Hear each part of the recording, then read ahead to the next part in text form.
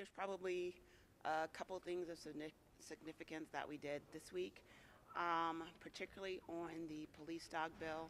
I think the conversation on the floor and the fact that I think both sides actually listened to each other and we were able to stop that bill, I think was pretty significant. The other thing is the 13 weeks on unemployment. And unfortunately, as we start talking about unemployment rates and how low they are, we don't even take into account that unemployment rates, particularly in minority communities, are at least twice that of what the average is, and this is definitely going to hurt people. So it's unfortunately that this is, I think, according to the budget chair, this is the fourth time that we've done this bill, and it's the people that are going to get hurt by it.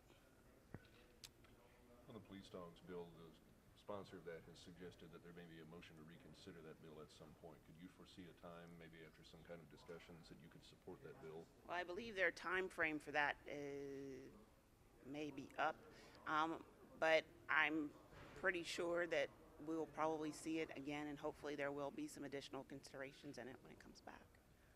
You had expressed some frustration earlier on the floor about not enough police accountability bills making progress in the legislature. Speaker Richardson said he spoke with you about that and about perhaps moving some of those. What was that conversation like? Well, I mean, we've had a number of conversations about that. It just really hasn't happened yet. So I think the test will be over the next few weeks to really see will any of these bills make it through committee, and more importantly, will we actually see them on the floor? With regard to what happened in Florida and what Missouri might do now, I would assume that many in your caucus are going to say access to guns needs to be at the top of the list. But beyond that, mental health, mandated reporting of social media traffic, any brainstorming going on right now, bills that you could move this year that would make a difference to safety in Missouri schools? I think that's something we need to honestly look at. I think while over the years we've seen a lot more attention paid to mental health issues, clearly we still have a long way to go. And Missouri, we've been pretty fortunate. But as we know, this can happen anywhere, any place, and any time. And if we continue to ignore it as if it doesn't exist, we too will find ourselves facing the same issues. Would the Franks resolution make a difference? I believe his resolution on declaring youth violence to be a public health problem?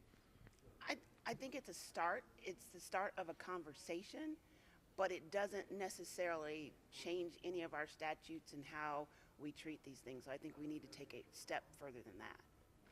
I want to add something to that, though. I mean, look, we're experiencing these school shootings, but let's not forget the fact that Missourians kill Missourians with guns regularly. And just, I think it was 10 days ago, we had an incident in the St. Louis area where a woman that had postpartum depression and a history of some mental problems was able to purchase a gun, go home, shoot her very young infant, her husband, and herself.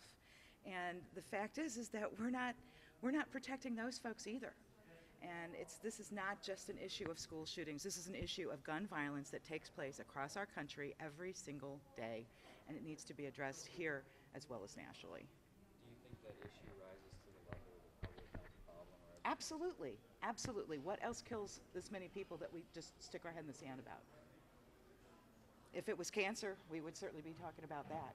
So why aren't we talking about it when it's a gun? So, and then I also wanted to talk briefly about the fact that our arbitration bill seems to have fizzled out for the moment, and I would like to thank all the attorneys general across the country, as well as Attorney General Hawley, for coming out and doing the right thing and indicating that sexual harassment has no place in the arbitration realm.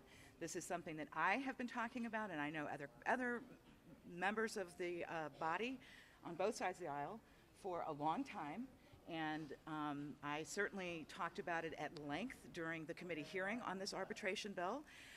For reasons that are unfathomable to me, that bill was still put forward, was still brought to the floor, and thankfully seems to have was put on the calendar, excuse me. And now, because of the action of the 50 attorneys general across the United States, has at least taken a little bit of a nap. And I'm glad that our caucus caught that letter and distributed it to all of the members of the Missouri House. And I hope that that letter is taken to heart by the majority party.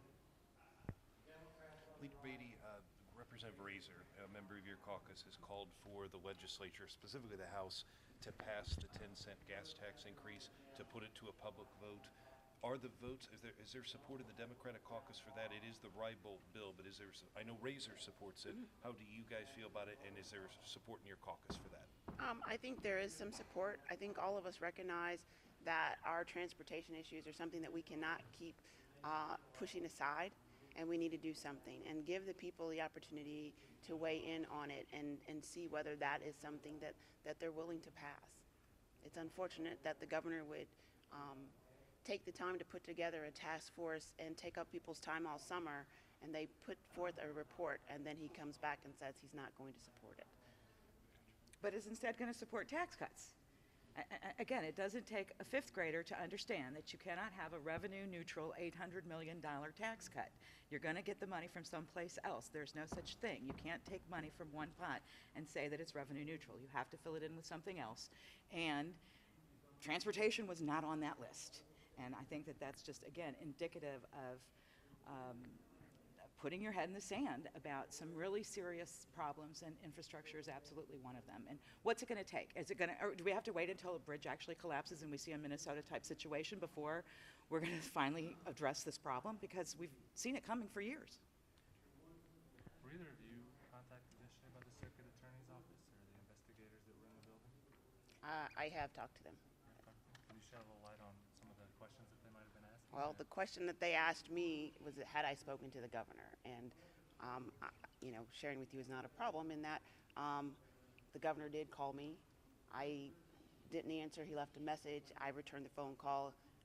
He didn't answer, and that was it. There was no conversation between me and the governor. That was all they were asking you about? That's all the questions they asked me. Representative Mitten, or? I've not had any conversations with any investigators. What message did he leave you? Just that he called? Yeah, that was pretty much it.